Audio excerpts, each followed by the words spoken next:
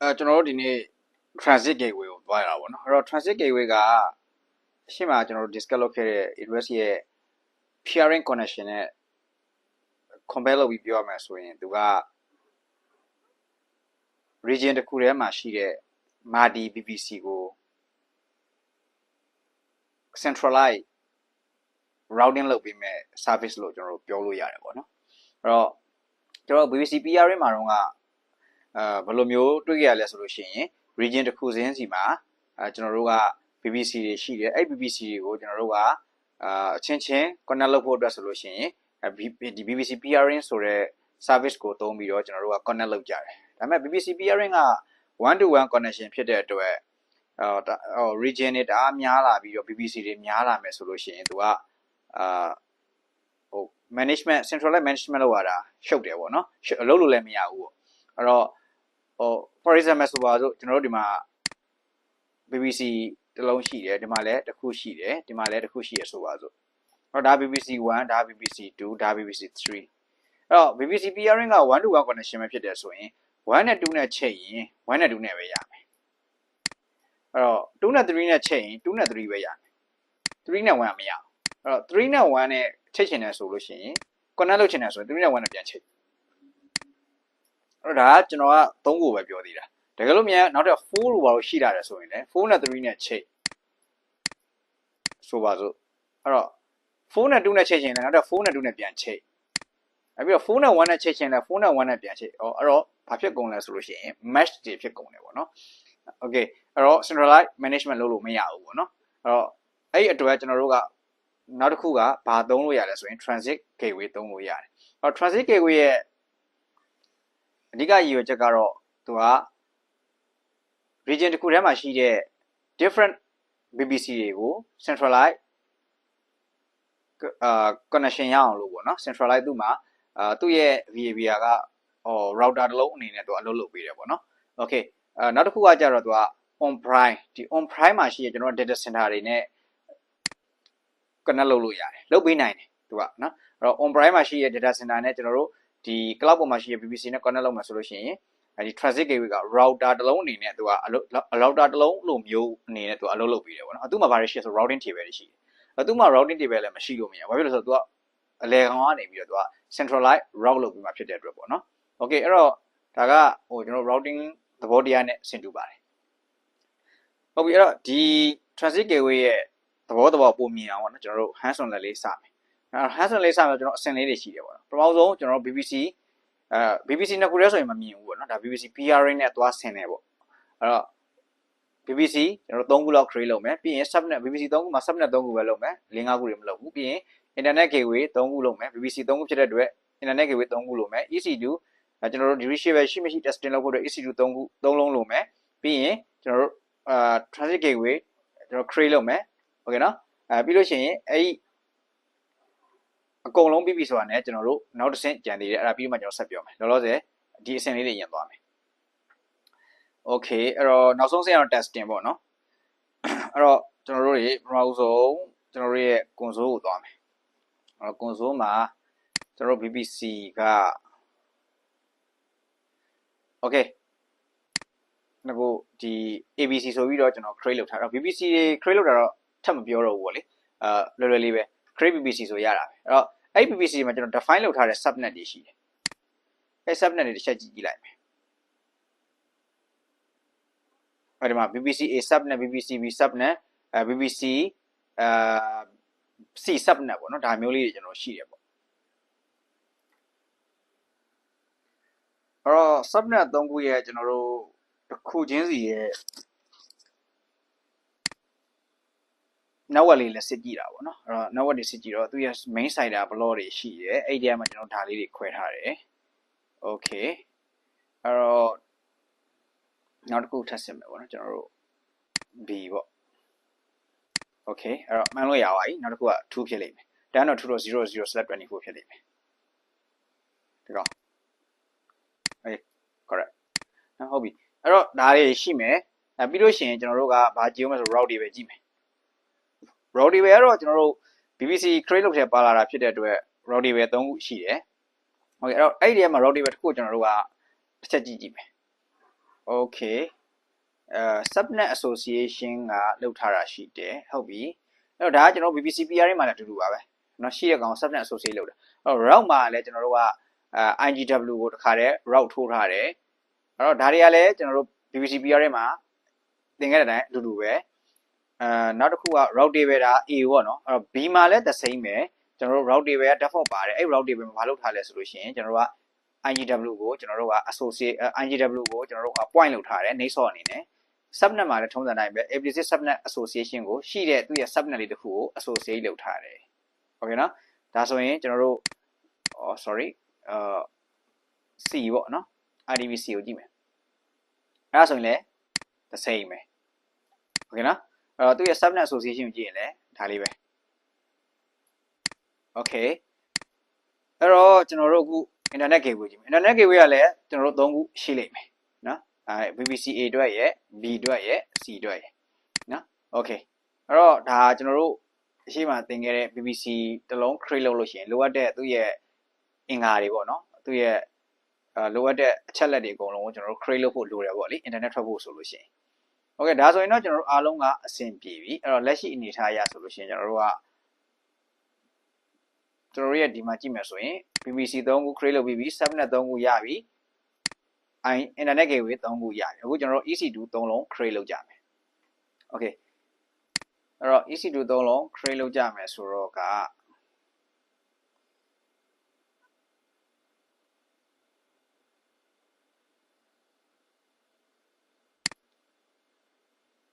EC2 ကို click လိုက်မယ်အဲ့တော့ဒီမှာတစ်ခုတော့ရှိရပါတော့ကျွန်တော် BBC တွေကိုပြန်ပြီး check လို့ရတယ် BBC တစ်ခုရဲ့ကျွန်တော်က resource map ကိုကြည့်လဲရတယ်ထားပါတော့ကျွန်တော် BBC A ရဲ့ resource map ကိုကြည့်မယ်ဆိုရင်အဲ့တော့ IGW ဒီချိန်ထားတာတွေ့ရလိမ့်မယ် okay နော်ဒါဆိုရင်ဒီထဲကဒီ subnet ထဲမှာပါဝင်ပတ်သက်မဲ့ကျွန်တော်တို့ရဲ့ instant တွေက internet ထွက်တယ်နော်ဒါပေမဲ့ BBC A အောက်မှာရှိတဲ့ instant က BBC B အောက်မှာရှိတဲ့ instant ကိုတော့ reachable ပဲရှိမှာမဟုတ်ဘူးဘာလို့လဲဆိုတော့ဂျာထဲမှာကျွန်တော် BRN မှာမရှိလို့ပေါ့နော်အခုဒီကတော့ BRN သုံးမှာမဟုတ်ဘူး transit gateway သုံးမှာ okay အဲ့တော့ကျွန်တော် instant စပြီးတော့ create လုပ်မယ် running instant မရှိဘူးအဲ့တော့ကျွန်တော် instant တစ်လုံး create လုပ်လိုက်မယ်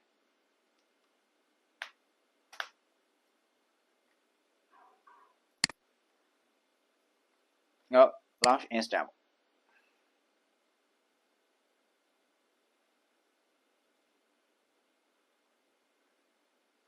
အဲ့တော့ name ကိုပေးမယ်ကျွန်တော်တို့က SVRA server A ပေါ့ okay Ubuntu ကိုရွေးမယ်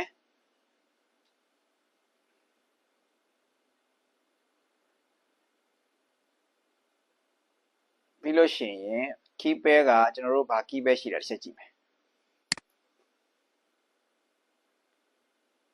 ရှိတဲ့ key pair လေးပဲသုံးလိုက်တော့မယ် server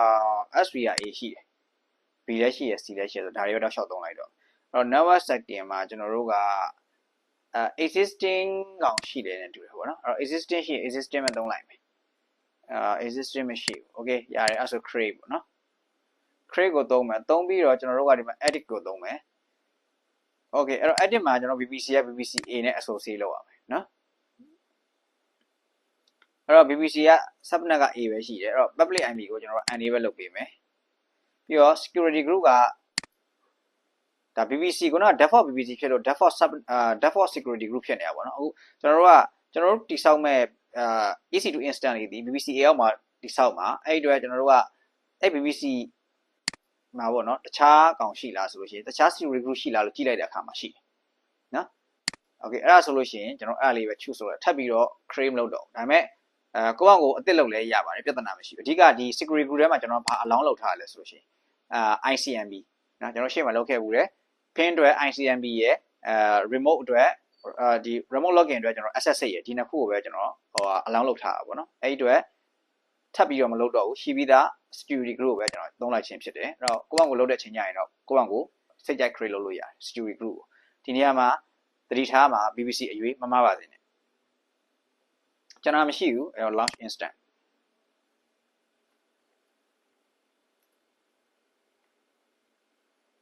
come on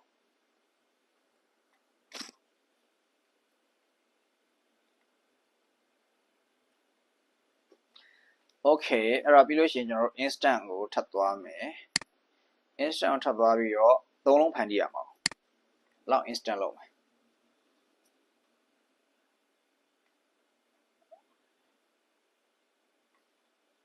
အဲ့မှာကျွန်တော်တို့က server v ပေါ့နော် server b s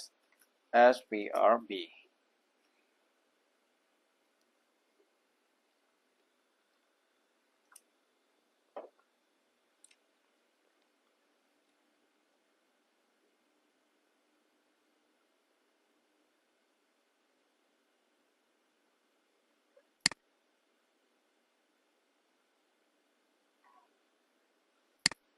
ဥပန်းတူပဲရွေးမယ်ပြီးရင်ကျွန်တော်တို့က keypair ကိုတစ်ချက်ကြည့်မယ် keypair မှာလည်းကျွန်တော်တို့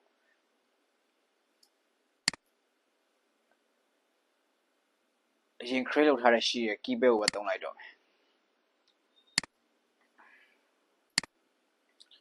for server b ပေါ့နော်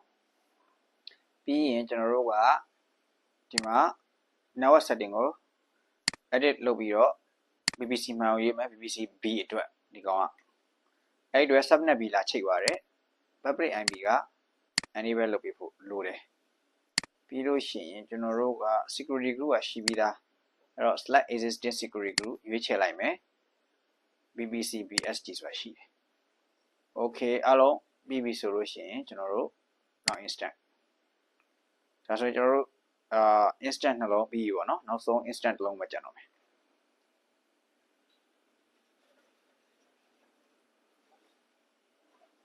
okay ကျွန်တော်နောက်ထပ်တစ်လုံး instant ဖန်တီးလိုက်မယ်launch instant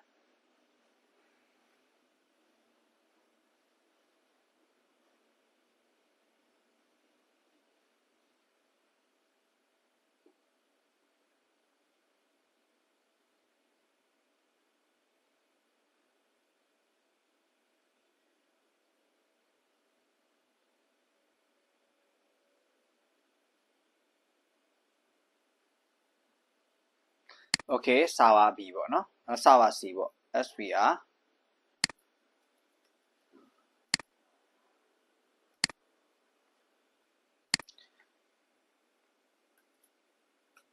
svr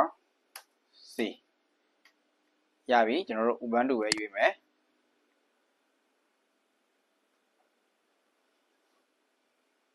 အဲ့တော့ keypair ရွေးမယ် keypair ကကျွန်တော်တို့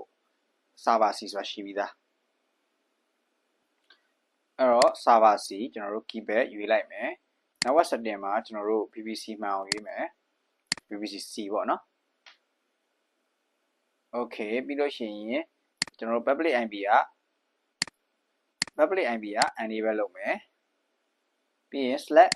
existing security group ပေါ့နော်ကျွန်တော်မှရှိပြီးသားပဲVPC SR server C SG ပေါ့နော်အမှန်တကယ် VPC C SG ဖြစ်ရမှာ okay ပြဿနာမရှိပါဘူးဒါကနေမယ်အဲ့တော့ကျွန်တော်ကမရှိတော့ဘူးအဲ့ဒါဆိုရင် log instant အဲ့ဆိုကျွန်တော်တို့ instant သုံးအောင်ဖန်တီးပြီးပြီပေါ့နော်အဲ့တော့ဒီ state ပြီးပြီအဲ့တော့အခုကျွန်တော်ဘာလုပ်မှာလဲဆိုရင် create transit gateway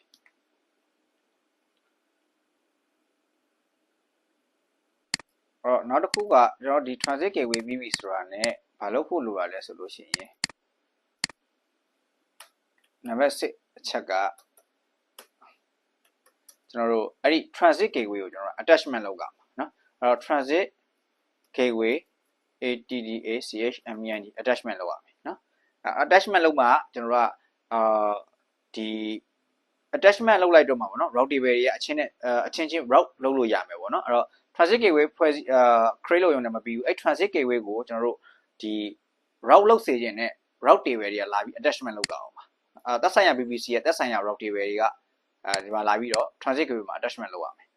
okay နော်အဲ့တော့လောလောဆယ် transit gateway ကိုအရင်ကျွန်တော်တို့ create လုပ်ကြမယ်အဲ့တော့ transit gateway ကိုသွားမယ် transit gateway transit gateway အဲ့တော့ create transit gateway ပေါ့နော် okay transit gateway ကသူက10မိနစ်နဲ့2မိနစ်လောက်တော့ကြာတတ်တယ်ဒါကိုခဏစောင့်အောင်ပေါ့နော် transit gateway ရဲ့ name ကကျွန်တော်တို့ဘာပေးမလဲဆိုလို့ရှိရင် CENTRA central AUB ဟဲ့ဒီလိုပဲပေးလိုက်မယ် description လည်းဒါပဲပေးလိုက်ပါမယ်အဲ့တော့ကျွန်တော်ဘာမှမရေးဘူးကျွန်တော်တို့ create transit gateway ပဲ click လုပ်လိုက်မယ် transit gateway တခုဖြစ်လာပြီ name ပါတယ် owner ID ပါတယ် transit gateway ID ပါတယ်ပြီးရင် state ကတော့ကျွန်တော် pending ဖြစ်နေတော့ခဏလေးစောင့်ပေးမယ်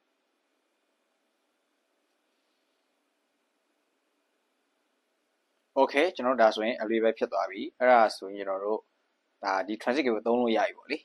အဲ့တော့ကျွန်တော် BBC ကိုတစ်ချက်new tab နဲ့ခေါ်ထားလိုက်မယ်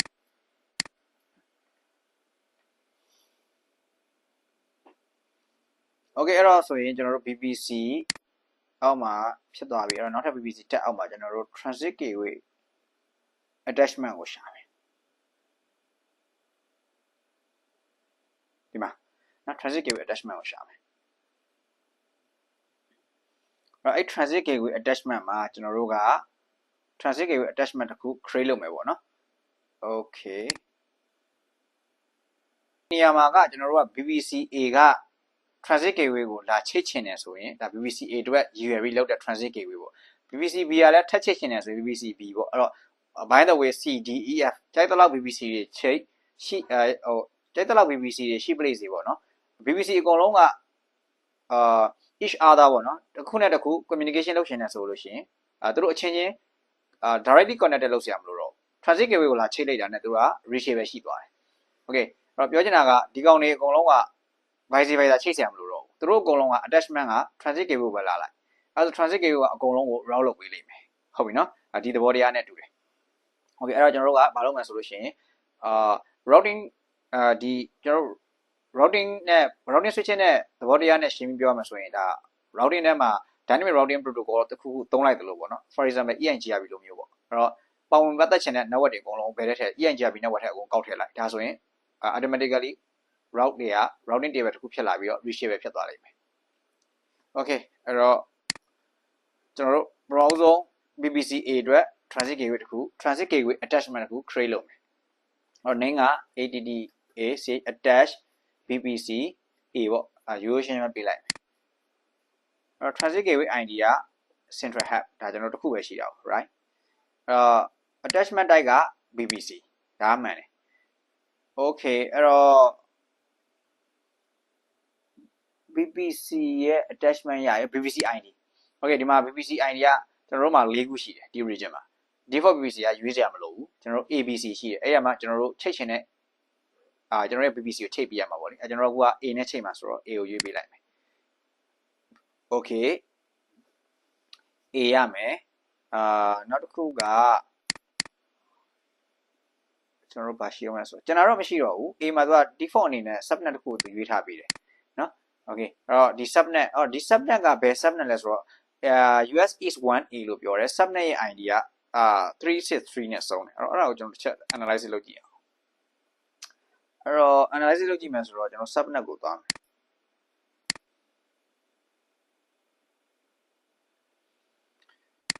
အဲ့တော့ဒီမှာစုံထားတဲ့ ID တွေက363ပေါ့နော်363 US East 1A ပေါ့အဲ့တော့အဲ့ဒါလေးကျွန်တော်ကြည့်ကြည့်မယ်ဒီမှာတွေ့လား363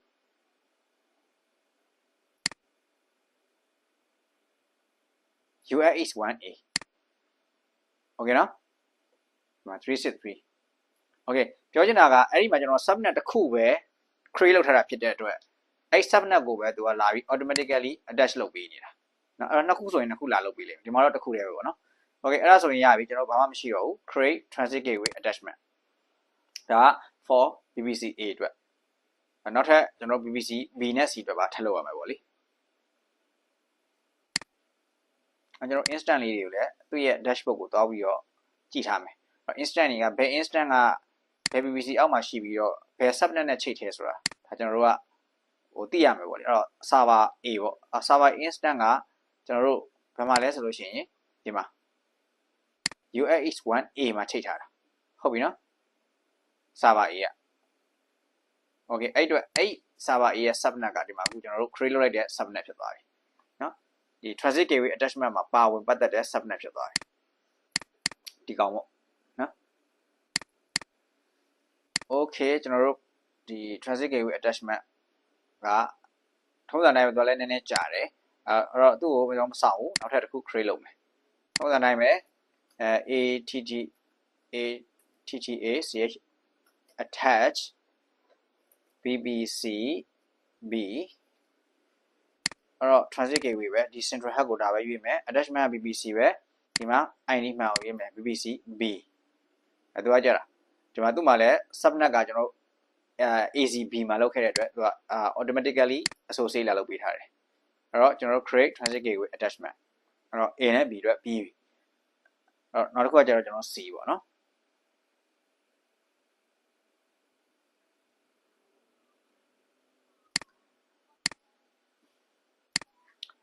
A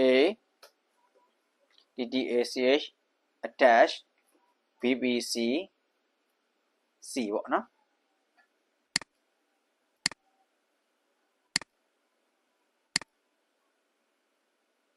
โอเคကျွန်တော်မရှိဘူး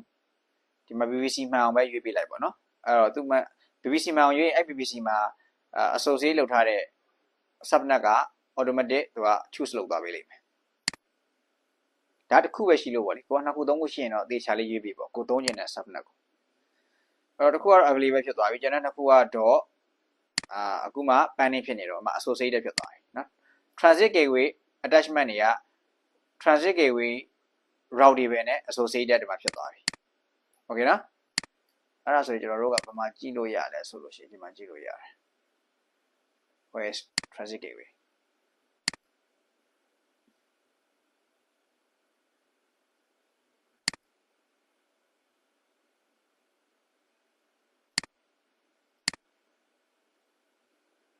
transit gateway RDB or 2222D transit gateway ဒီမှာsorry transit gateway RDB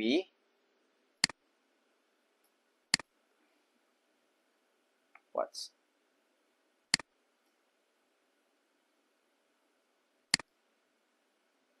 transit gateway RDB ဒီမှာနှစ်ခုလုံးတူတယ်နော် 2222D ဆိုတော့ဒီကောင်ပြောတာဒီ transit gateway နဲ့လာပြီးတော့ associate လုပ်သွားတယ်ဆိုတော့ပြပြတာ okay အဲ့ဒါဆိုလို့ရှိရင်ကျွန်တော်တို့ကအခုဘာလုပ်မှာလဲဆိုလို့ရှိရင် transit gateway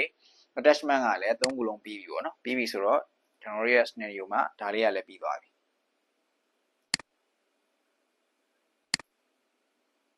ဒါလည်းပြီးပြီ attachment ကလည်းပြီးပြီအဲ့တော့နောက်တစ်ခုကကျွန်တော်တို့ဘာကြံသေးလဲဆိုရင်အဲ့ attachment က၃ခုလုံး available ဖြစ်ပြီဆိုရင်ကျွန်တော်တို့ route table ကိုပြင်ဆင်ရမယ် route table တွေအဲ့တော့ဘာတွေ route table ကိုဘာပြင်မှာလဲဆိုလို့ရှိရင်ကျွန်တော်တို့ရဲ့ဒီ BBCA ရဲ့အခုကျွန်တော် BBC ABC ရှိတာပေါ့နော်အဲ့၃ခုလုံးရဲ့ route table ကိုပြင်ရမှာ BBCA ရဲ့ route table ကိုကျွန်တော်တို့က route table မှာ add လုပ်တဲ့edit လုပ်တဲ့ခါကျရင်ပေါ့နော် destination ကဘယ်ကိုသွားမှာလဲရဲ့ target ကဘယ်ကိုညွှန်မှာလဲဆိုတော့ကျွန်တော်ပြင်ရတယ်အဲ့ဒါကဒီကျွန်တော်တို့ BBC PRing မှာလည်း the same ပါပဲเนาะကျွန်တော်တို့ destination ကပါလဲ BBC PRing ကျွန်တော်တို့ gateway ကိုညွှန်လိုက်တယ်ပေါ့เนาะအဲ့တုန်းကလည်း okay เนาะ the same ပါပဲအဲ့အတိုင်းပဲเนาะအဲ့တော့ဒီလိုတိုင်းပဲ step by step သွားရင်အဆင်ပြေတယ် okay အဲ့ဒါဆိုရင်ကျွန်တော်တို့ကဘာလုပ်မှာလဲဆိုရင် route table ကို edit လုပ်မှာ route table ကို edit လုပ်မှာအဲ့တော့7က RDB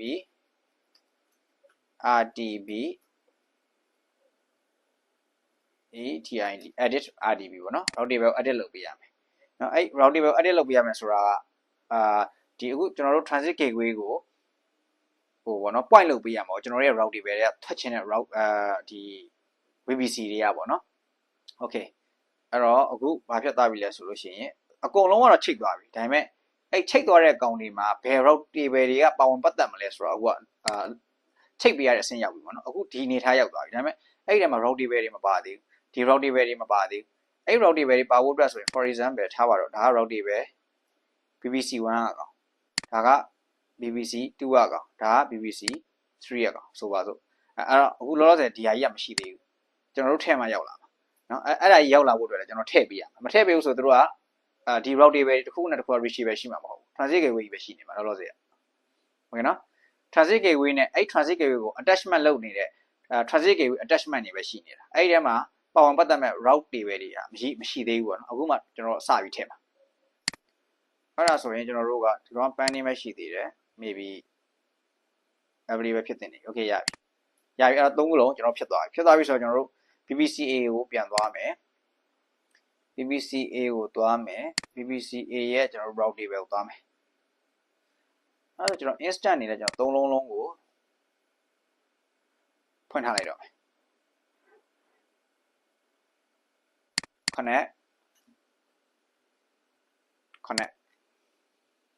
ကျွန်တော်တို့ဒီမှာ pin text လေးလောက်ထားလိုက်ပြီးတော့မှ transit gateway ထဲမှာကျွန်တော်တို့အခုedit route table လုပ်ပြီးတော့မှသူရဲ့ recess နဲ့ edit route table မလုပ်ခင် recess ကို compare လုပ်ကြည့်မယ်အခုဒါ EC2 သုံးလုံးကိုကျွန်တော် vice versa bin test တမ်းမယ်အဲ့ဒီအချိန်မှာကျွန်တော်တို့ဘာမလုပ်ရသေးလဲဆိုရင်BBC ရဲ့ route table ကိုကျွန်တော် edit မလုပ်ရသေးဘူးเนาะ okay ရပြီ CL လေး clear ပြီးရင်ကျွန်တော်တို့ instant ကိုပြန်သွားမယ် instant ကိုပြန်သွားမယ်ပြန်သွားပြီးတော့ကျွန်တော်တို့BBC ရဲ့ instant ပေါ့နော် server B ကိုဖွင့်မယ်ပြီးရင် server C ကိုဖွင့်မယ်အားလုံးကျွန်တော်တို့အစင်းလိုက်ဖွင့်လိုက်မယ်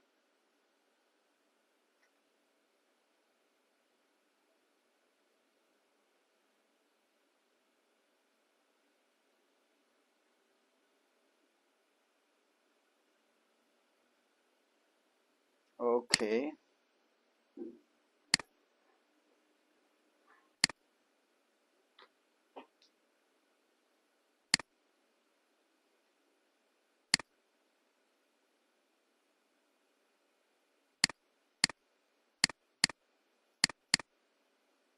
အဲ့တော့သူ့ကိုစောင်းတော့ကျွန်တော်တို့ instant ကိုပြန်သွားမယ် C server C ကိုတခါတည်းဖွင့်လိုက်တော့မယ် server C ကိုတခါတည်းဖွင့်မယ်အဲ့တော့ A ကနေ B ကို retrieve ရှိလားတစ်ချက် testing လုပ်ကြည့်မယ် oh sorry copy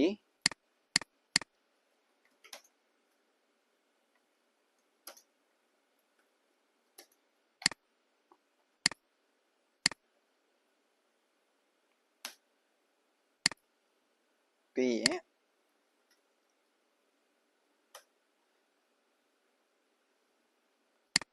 A ရဲ့ IB ကို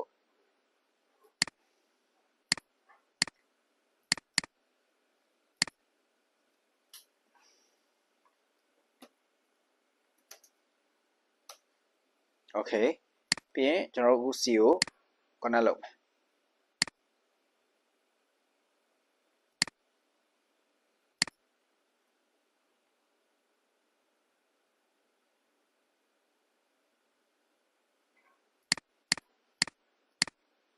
C ကို connect လုပ်မယ်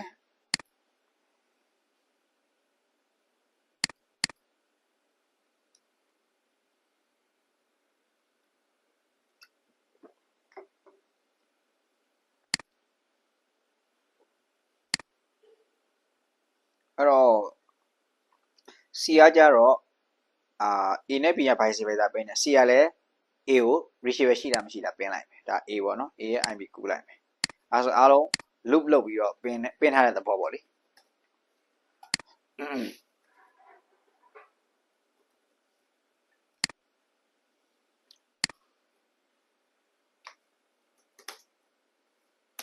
okay တော့လေ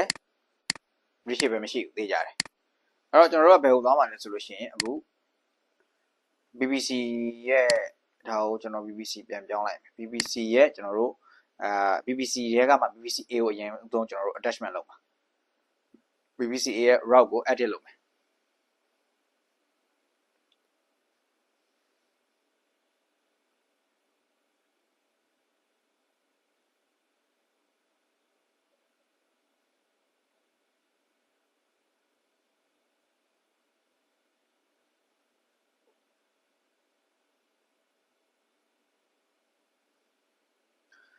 okay အဲ့တော့ BBC တဲကကျွန်တော် BBC A ကိုဝင်လိုက်မယ်ပေါ့နော် BBC A တဲကိုဝင်မယ် BBC A တဲကိုဝင်ပြီးတော့ BBC A ရဲ့ route table ပေါ့နော်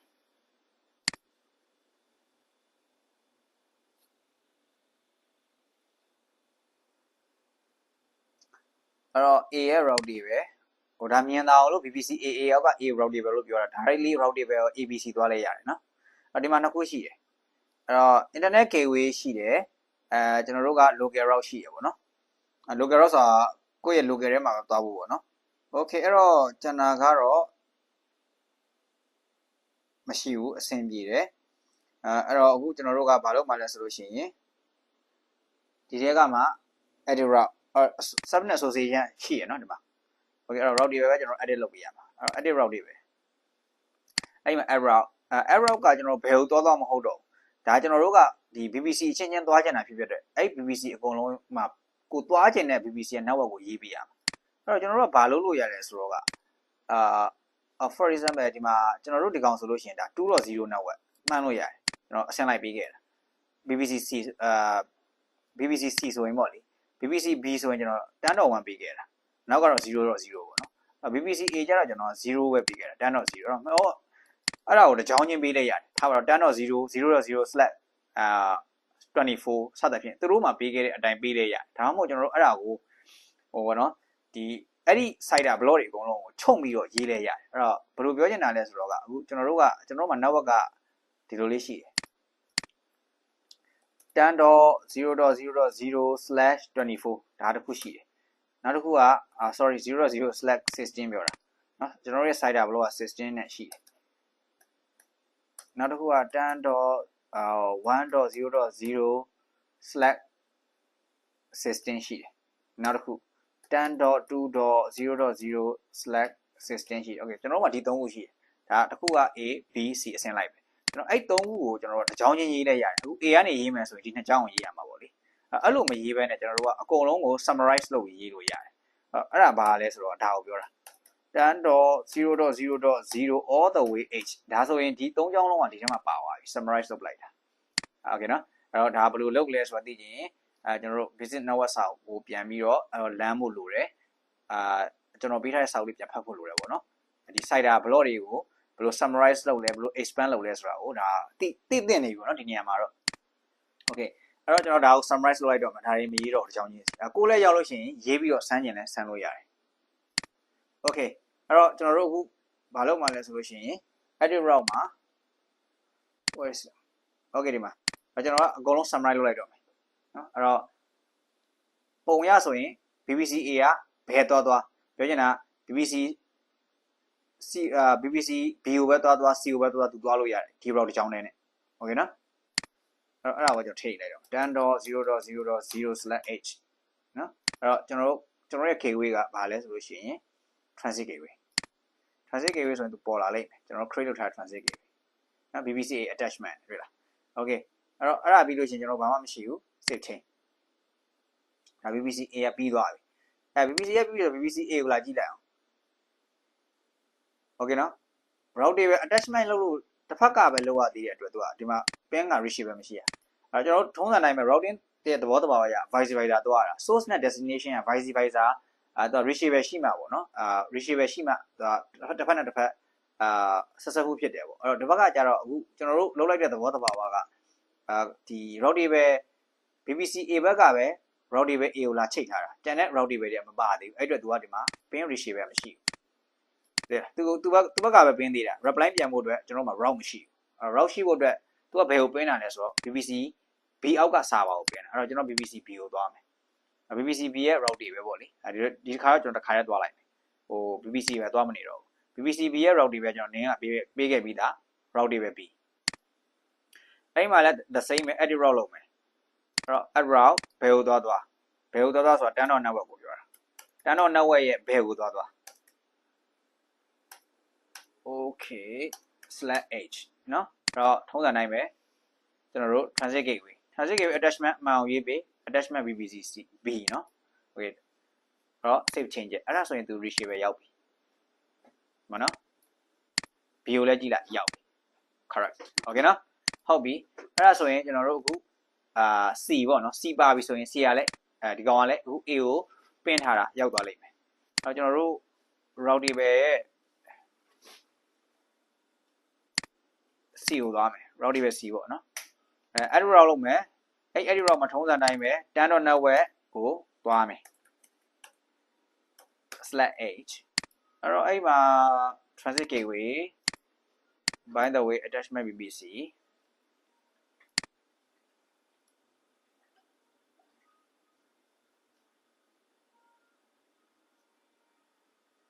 okay ရပြီအဲ့တော့ရပြီဆိုတော့ကကျွန်တော်တို့ကြည့်လိုက်မယ် okay pin ထွက်သွားပြီ okay ရပြီဟုတ်ပြီအဲ့တော့ဒါကကျွန်တော်တို့ဒီနေ့ lab လေးရဲ့final research လေးပေါ့နော်အဲ့တော့ကျွန်တော်အားလုံးအဆင်ပြေသွားပြီအဲ့တော့အကုန်လုံးပြီးသွားပြီပေါ့နော်အဲ့တော့ပြီးသွားပြီဆိုတော့ထုံးစံတိုင်းပဲဒီ service က cost ရှိတယ် charges ရှိတဲ့အတွက်ကျွန်တော်တို့တစားချင်းကြီးပြန်ဖြတ်ရမယ်ပေါ့လေအဲ့တော့ transit gateway ကကျွန်တော်တို့ recap ပြန်လုပ်ရမယ်ဆိုလို့ရှိရင်PPC PRA နဲ့မတူကျွန်တော်တို့ region တစ်ခုထဲမှာပဲ multiple PPC ကို reachable ရှိအောင်လို့ပေါ့နော်ဆိုတော့ဂျားရက်ကနေပြီးတော့ routable တစ်ခုတစ်ဖွဲအလုပ်လုပ်ပေးတဲ့ service တစ်မျိုးဖြစ်တယ် okay နော်အဲ့တော့ကိုအဆင်ပြေရသုံးနိုင်ပါတယ်အဲ့တော့ဒီ lab လေးတော့ဒီလောက်ပါပဲကျွန်တော်တို့အခု lab လေးက complete ဖြစ်ပြီဆိုတော့ကျွန်တော်တို့ lab လေးကိုအဆင်ချင်းပဲပြန်ဖြတ်မယ်အဲ့တော့ဒါလေးကိုနင်းပြောင်းလိုက်အောင်မယ်transit gateway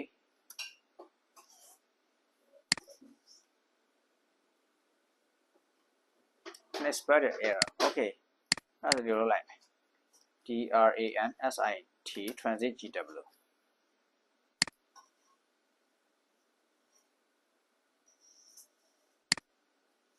okay အဲ့ဒါဆိုလို့ရှိရင်ကျွန်တော်တို့ဒီ PPC အောက်မှာရှိနေတဲ့ instant နေရင်ဖြတ်လိုက်မယ်နော် instant နေဖြတ်မယ်ဆိုတော့က PPC အောက် sorry PPC အောက်တဲ့ EC2 ကိုသွားလိုက်မယ် EC2 ကိုသွားမယ်အဲ့ဒီ EC2 အောက်က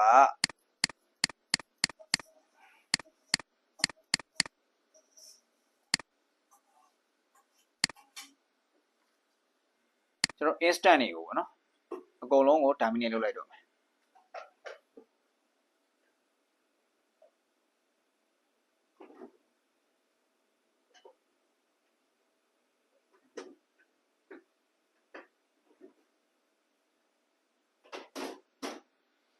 အဲ့တော့သုံးလုံးကိုကျွန်တော်ဘဝနေပြီး oscillate လုပ်လိုက်မယ်ပြီးရင် terminate ခဏစောင့် terminate တဲ့ဒါဆိုရင်သူ shutting down ဖြစ်သွားလိမ့်မယ်အဲ့တော့နောက်တစ်ခုကကျတော့ transit gateway attachment 3ခုကို delete လုပ်မယ် step by step ပဲเนาะ transit gateway attachment 3ခုရှိတယ်အဲ့ဒါ3ခုကိုကျွန်တော်တို့က action တွေကမရဘူးတစ်ခုချင်းစီလုပ်ပါအဲ့ဒါဆိုရင် okay အဲ့တော့တစ်ခုချင်းစီပဲပေါ့เนาะsorry action တွေက delete transit gateway attachment delete delete okay 1 by 1ပေါ့เนาะA က deleting ဖြစ်နေပြီအဲ့တော့ B ကိုထုံးစံတိုင်းပဲဆက်ပြီးတော့ delete လုပ်မယ် delete ပြီးရင် by the way C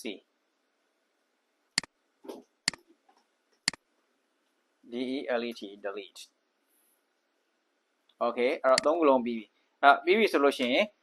state ကတော့ deleting ကနေ disable ဖြစ်သွားမှရမယ်เนาะအဲ့တော့ disable ဖြစ်သွားပြီဆိုတော့မှ transit gateway ကိုကျွန်တော်တို့ကdelete လုပ်လို့ရမှာဒါတော့ဒီ deleting state မှာ transit gateway ကို delete လုပ်လို့မရသေးဘူးเนาะအဲ့တော့ disable ဖြစ်အောင်ခဏစောင့်ဒါကိုတော့ကျွန်တော်တို့မမေ့မလေးတော့ဖြတ်ရမယ်เนาะသူက cost ကနည်းနည်းကြီးတယ်ပေါ့เนาะအဲ့ဒီတော့ကျွန်တော်တို့ကဒါကိုဖြတ်မှရမယ်အားလုံးပြီးတော့မှကျွန်တော် PPC တွေ subnet တွေကတော့ပြီးမှဟိုဖြတ်ချင်တယ်ဆိုလဲဖြတ်လိုက်ပေါ့နော်မဖြတ်ချင်ပဲနဲ့တခြားhands on lab တွေစမ်းကျင်သေးရဆိုလဲမဖြတ်ဘဲဆန်းလို့ရတယ် PPC တွေအတွက်ကတော့ cost မရှိဘူးပေါ့လေဒီ attachment တွေ transit gateway တွေကတော့ cost ရှိတယ်ပေါ့နော်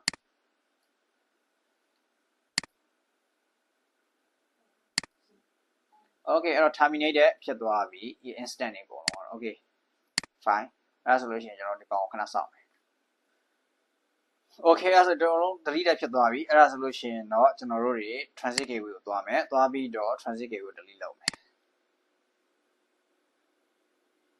အဲ့တော့ကျွန်တော်တို့ by the way ကျွန်တော်တို့ PPC ကိုရင်သွားလိုက်တာကောင်းတယ် PPC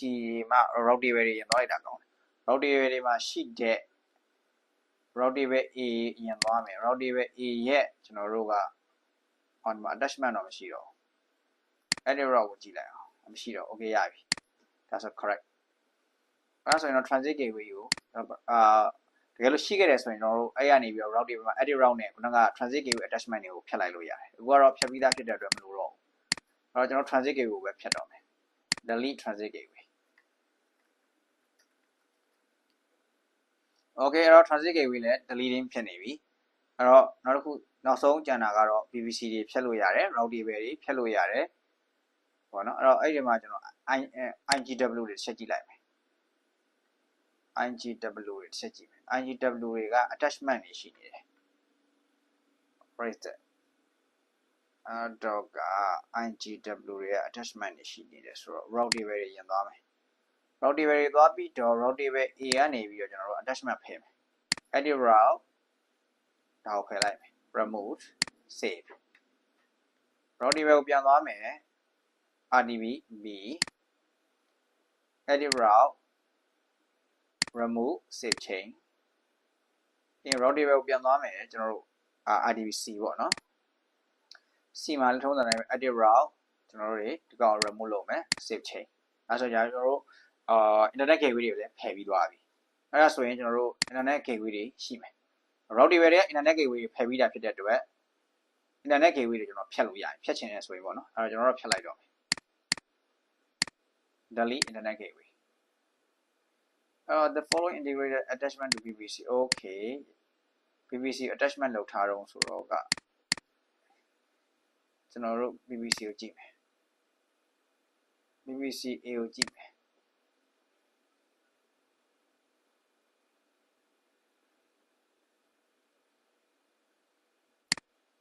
ရှိတော့မရှိတော့ပါဘူးเนาะသူကနာမပြတ်သေးတာဖြစ်လိမ့်မယ် internet gateway ကိုပြန်သွားမယ် internet gateway ကိုပြန်သွားမယ် internet gateway ကိုပြန်သွားပြီးတော့ PVC A internet gateway အဲ့ဒီကောင် action တွေက detach from PVC DEDACH detach ရပြီပြီးရင် PVC B sorry internet gateway B detach DEDACH detach attachment ကိုကျွန်တော် detach ပြန်လုပ်တာပေါ့နော်အဲ့တော့နောက်ဆုံးတစ်ခုပဲကျန်တော့တယ် C sorry ပြဿနာမရှိပါဘူးတရားလုပ်လိုက်ရတယ် TACH အဲ့တော့ attachment တွေအကုန်လုံးကျွန်တော်တို့ဖယ်လိုက်ပြီသက်ဆိုင်ရာ internet gateway တို့သက်ဆိုင်ရာ PVC ကနေကျွန်တော်တို့ဖယ်လိုက်ပြီဖြစ်တဲ့အတွက်ကျွန်တော်တို့ရဲ့ internet gateway တွေပြန်ကြည့်မယ် detach တွေဖြစ်သွားပြီနော် action တွေကမှ delete internet gateway တွေ delete okay ရပြီအဲဆိုရင်ကျွန်တော်တို့ default gateway ပဲကျန်တော့တယ်အဲ့ဒါဆိုရင်ကျွန်တော်တို့ကtransit gateway ကိုတစ်ချက်ကြည့်မယ်ခုနက transit gateway မပြီးတဲ့အချိန်ကိုကျွန်တော်ကconsole ကိုတစ်ဖက်ကိုပြောင်းလိုက်လို့ပေါ့နော်မသေးကြမှာဆိုလို့ transit gateway ပြန်စစ်မယ် okay delete ဖြစ်သွားပြီရပြီ okay နော်အဲ့ဒါဆိုရင်ကျွန်တော် BBC တွေပဲကြံမယ် BBC ကကျွန်တော်မဖြတ်တော့ဘူးနောက်ပိုင်းလက်တွေဆမ်းမယ်ဆိုရင်ဆမ်းလို့ရအောင်ပေါ့နော် okay အဲ့တော့ကျွန်တော်တို့အကုန်လုံးဖြတ်ပြီးပြီ instant တွေဆိုလည်းမရှိရတော့ဘူးပေါ့နော် instant တွေဆိုလည်းအကုန်လုံးမရှိရတော့ဘူး instant running 3လုံးရှိနေတယ်ဒီကတော့ maybe မရှိရတော့ရပြီအဲ့တော့ security group တွေ key page တွေတော့ကိုဖြတ်ရှင်နေလည်းဖြတ်လို့ရပါတယ်နော်အဲ့ဒီတော့ cost ကမရှိပါဘူး okay အဲ့တော့ကျွန်တော်မရှိတော့ဘူးကျွန်တော်ဒီနေ့ hands on လေးရတော့ဒီ transit gateway ရဲ့ theory overview ကျွန်တော်တို့ပြောတယ် usage ကိုပြောတယ်ပြီးရင် instruction နဲ့တော့ကျွန်တော်တို့ step by step hand on လေးလုပ်ခဲ့တယ်ပြီးရင်clean up session မှာအကုန်လုံးပြန်ဖြတ်တယ်ပေါ့နော်အဲ့တော့ဒီနေ့တော့ဒီလောက်ပါပဲအားလုံးကျေးဇူးတင်ပါတယ်